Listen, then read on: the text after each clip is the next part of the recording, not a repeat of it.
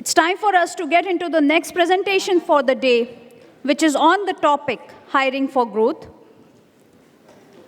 And I would like to invite on stage Ms. Shivani Sud, partner wowJobs. Let's applaud for Ms. Shivani Sud. Good afternoon, everyone. So too much of AI happening all around in the air. Don't worry, I'm here to talk about humans. And I obviously know that I'm the last one standing between you and your lunch. So I'll keep it short, unlike the long queues of the buffet. I'll give you some food for thought before we get into the real feast. So when we are talking about growth of an organization, are we really hiring? So since I belong to an executive search firm, I work as a partner, are we really hiring, are you really hiring for your organizations for just numbers, or are we actually keeping growth in mind when we are hiring people? So to give you an overview, we will start with some pointers on growth for an organization and talent to associate with that. So see, growth for every organization is different. It depends upon, are we looking at organic growth, are we looking at inorganic growth, are you looking at revenue growth, are you looking at expanding boundaries, or are you looking at diversifying? So we have to look at talent depending upon the kind of growth that you're looking for in your company. And of course, AI cannot do that. I'm sure you guys have seen that Shahid Kapoor movie, which Teri Baaton Mein Aisa Uljha Jiya, where this lady is, a robo and he falls in love with her. So at the end of the day, we are all humans, we all have emotions. Organizations have to look at what they are looking for and accordingly hire people. These people are the backbone of the organization. So you can have your market opportunities, you can have your operational excellence to define your growth. But at the end of the day, people is the most important component which drives everything. If you and I were not doing our jobs today, maybe we would not be sitting here and this wouldn't be organized like that. So talent, like I said, is the most important organizer of, when we are looking, like I said, you need to define, so my ex-company GE, now known as Genpact, when they thought of growth, I remember that time, they had hired Jack Welch for the role. And he was an aggressive, dynamic person. And GE, I don't know how many of you remember that GE used to be into air conditioners. GE used to be making toasters. And when Jack Welch came, he said that I don't want to be the number 5 or the number 6. I want to be the number 1 in any business that I'm doing. So he removed all those businesses and he concentrated on what he thought he wants to do and do it best. So every organization needs to know where they want to head to and then hire people accordingly. Make an agenda, and then define the people who they feel that they can, who will run the show. So define your teams, define your people, define the characteristics, sit with a search firm, because see, search firms, how they help is, see, so my last job was group head talent acquisition with Max Healthcare. So I've been on that side of the table as well as an executive search company, which I now take care of. So when we are sitting in an organization, we can only see this much. But an executive search firm would look at the entire gamut and will be able to tell you, who's doing what, where is the market going, which person fits into the kind of culture and what kind of technical skills a person has, because we do an extensive assessment on that person. We do an entire, it's like reading through the characteristics of a person. And then a search firm can tell you which particular person can fit into the kind of role that you're looking for your growth, for the growth of your organization. Overhiring or hiring the wrong talent can just ruin everything. So like I was saying with Max, when I was working as a group head, the role was to look at expanding your digital teams. So Max was going digital. They were bringing in this software where everything will be online. So they wanted me to hire people for IT, digital. At that time, if you remember, during COVID, all these e-commerce and IT companies, they hired people like, left, right, center. And when we were hiring for Max, we realized that these guys were 200% over their cost. Now, because I come from an executive search background, I understand that the market portfolio was like that these people were not supposed to be at the salaries that they were. But, and then when we hired them, we had to cut down their salaries. These guys had to be like on half their salaries because they were all laid off and, so overhiring can go wrong. You have to hire the right talent. To give you an example, I was, looking at, I placed a CEO for a large organization. And, I realized that, so I gave them 3 people. Out of those 3 people, I told them that this guy is going to be doing well for you. However, when they hired somebody else of their choice, this guy was good in, so he brought up the numbers. The company was very happy that, our numbers are going up. But then they realized the cost was going higher than just the numbers. So profitability was going down. So hiring the right person is very important.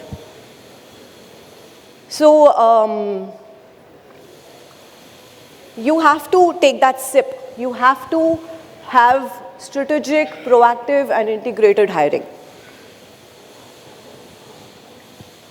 Aligning hiring with your business strategies, you have to identify the critical roles, like I said. You have to hire for potential.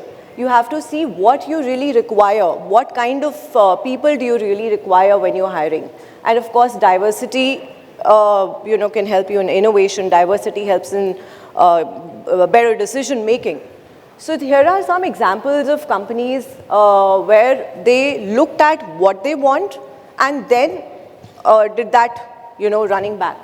So if you look at Netflix, Netflix really looks at cultural fit and innovation, because Netflix started as a DVD rental company. They wanted to get into so they realize that people are looking at TV, but they want they want to watch a movie as per their choice. Today I watch 20 minutes and after that I don't want to see it. I want to see it after maybe half an hour. So the control is in my hand. So Netflix realized this need and they hired people accordingly, looking at innovation in a person. So see, technical skills a lot of people may have, but what can a person bring out of the box related to what you want is very important. So, so they looked at somebody who has the adaptability, and that's how they became the global leader in what they're doing today. Similarly, if you look at Amazon, Amazon's agenda was very clear. They wanted you to sit at home, look at their screen and buy what you want to. You don't have to go. Supposing I want to buy this blazer, I don't have to go to the market. I can just at my own convenience buy, wear it at my house, try. If I don't like it, return. So what was important for them was to look at somebody who has customer obsession.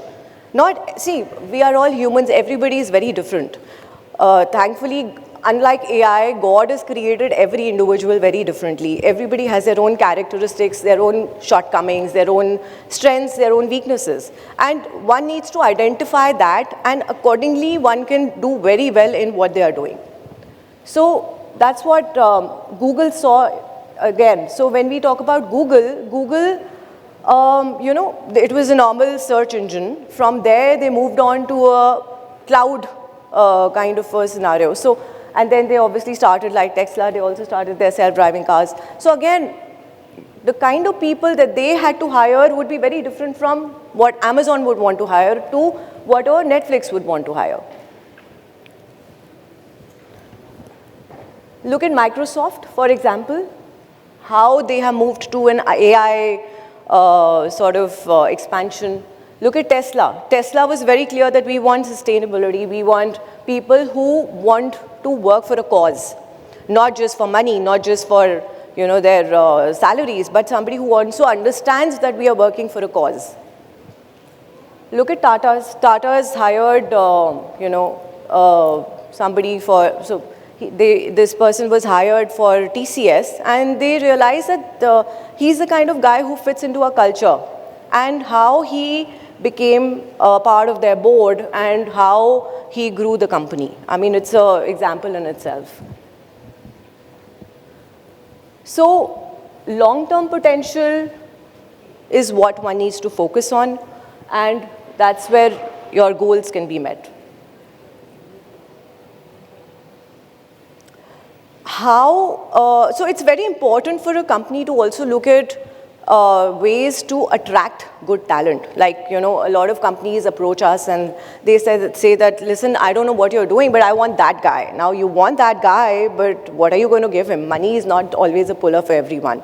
So be strong with your EVPs, get your rewards and recognitions in place, get your training departments in place, make a good work-life balance for people, good working environment, give them a good working environment. Those things really, so again, going back to GE, in my GE days, they used to say that we do not promise you permanent employment, but we promise you permanent employability. So the kind of trainings that they gave, the kind of, investment that they do in their human resources is amazing. And that's a classic example of, why a person would want to join a particular organization vis-a-vis the other. So again, the mission statement, like I was talking about Tesla, the mission statement is very important. You have to understand, so what a promoter may want, a promoter-driven company may want may be very different from an MNC's perspective, what they are looking at. So the growth the growth path is different, the growth journey is different, and then obviously the people are different. Every person here may not fit there.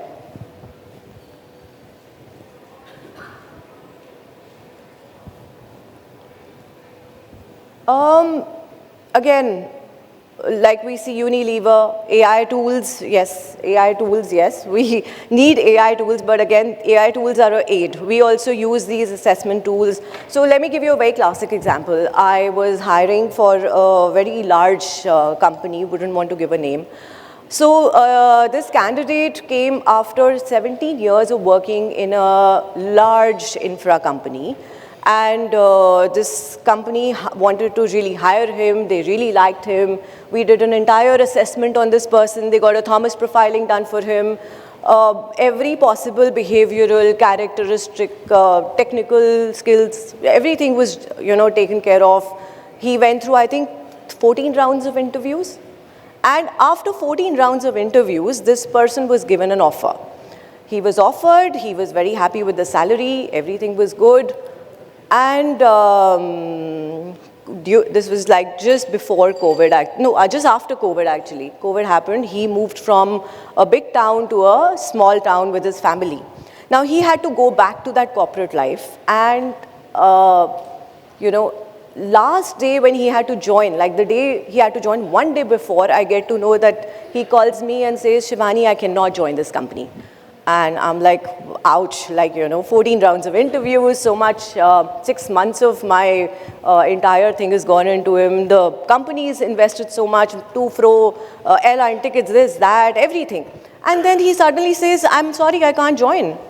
And we were like flabbergasted and we were like, excuse me. So I had a long conversation with him and I got to know that this guy was going through major depression. He was taking pills, he was going to psychologists and psychiatrists, and he was just not mentally stable. And he needed that time to get out of that zone and get into the corporate life. And I mean, it's not wrong to be like that. There is no harm in, being, looking at psychologists and psychiatrists, etc. But he was just not ready. So it's very important that we move ahead of AI and get that human touch as well. Like psychometric testing is good, but it's just a tool. It just enhances our understanding, but it cannot be just it. You have to have that human touch in your hiring as well. It is very important to understand where the person comes from, his aspirations, his weaknesses, his fears, his what bothers him, what he can do well, what he cannot.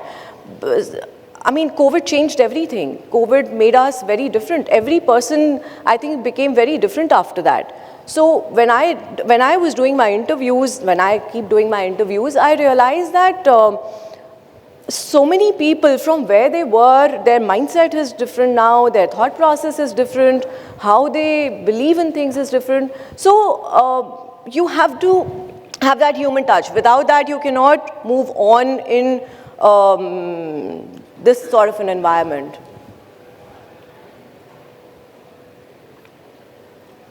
This is something that has to be done all the time. Like as leaders, as HR heads, we need to keep meeting people, exploring, may not be for the same role right now, you may not have a job for the person, but meeting people and understanding, networking is what I think we all are here for today as well.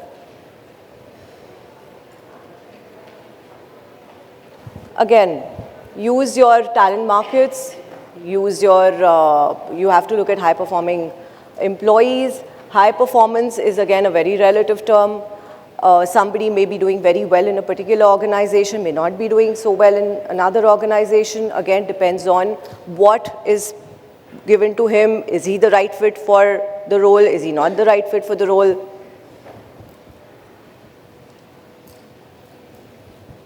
Aligning your hiring with your goals, most important. Focusing on your diversity, the potential, using your technology to assist, not technology to judge, not technology to rule you. And proactive talent pipeline has to be always there as HR leaders. So a lot of CXOs ask me, and they're like, if I want to hire a person, so many times people refuse to join that particular organization. And CHROs ask me that, why? I mean, what is wrong in our organization? Why wouldn't that person want to join? There is no answer. You have to make your environment conducive. You have to understand what the other person wants. Because like I said, everybody has their own potential. Everybody has their own characteristics. And you have to hire depending on that.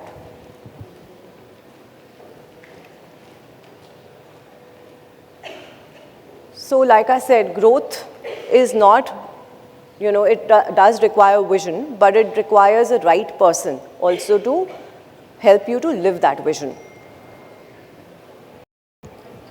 So please reflect, act, commit.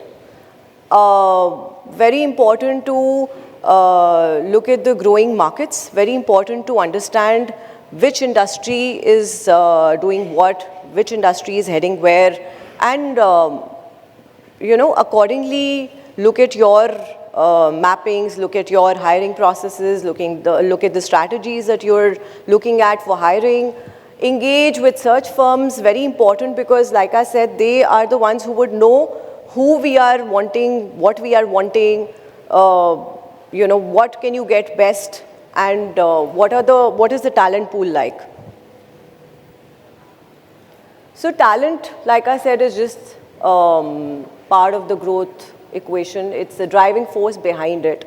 So, that's where I want to end my presentation. Any questions, anyone, I'll be happy to take.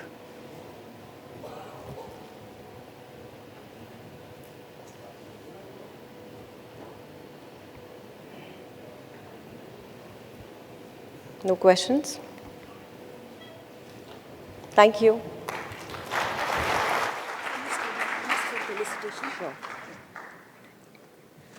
Thank you so much to Ms. Shivani Sud for that engaging presentation. Ms. Shivani Sud, can you please come on the stage for felicitation? And I request Mr. Madhu Subramani, Senior General Manager, Human Resources and Admin, Prospera India Automotive Products Private Limited, to be on the stage to felicitate Ms. Shivani Sud with our token of appreciation. Let's give a huge round of applause, guys.